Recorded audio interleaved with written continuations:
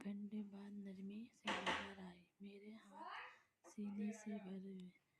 پوچھا، اس نے مجھے نظر پر ڈالے اور کہا، بیٹا ایسا پیچھے کر گیا دیوار، آنکھ بند کر لیے۔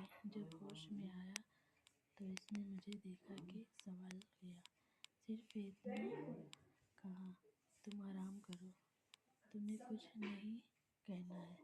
میں اسپتال کے سیدھا گھر پہ گیا۔ پتہ چلا کہ شام تک بیٹھ رہا ہوں۔ ہاں، بہنوں کو دیکھ کر اچھا رہا۔ ایک چادر دونوں پیچھے پڑ گئی۔ میرے کمرے میں آ کر دیکھا کہ اللہ کی رحمت آئی ہے، نہیں میری آزمائش ہے۔ خاموشی ٹینٹ پر واپس چلی گئی۔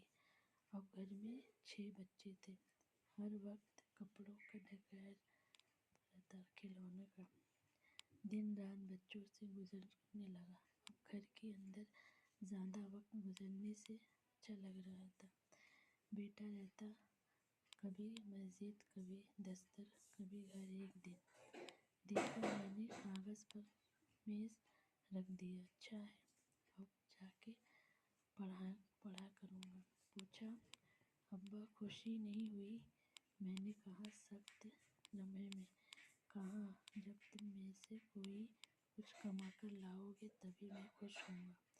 چپ چاپ واپس چلے گئے۔ 6 بیٹوں کی موجودگی میں میرے لیے روز ایک سوال بن چکا تھا۔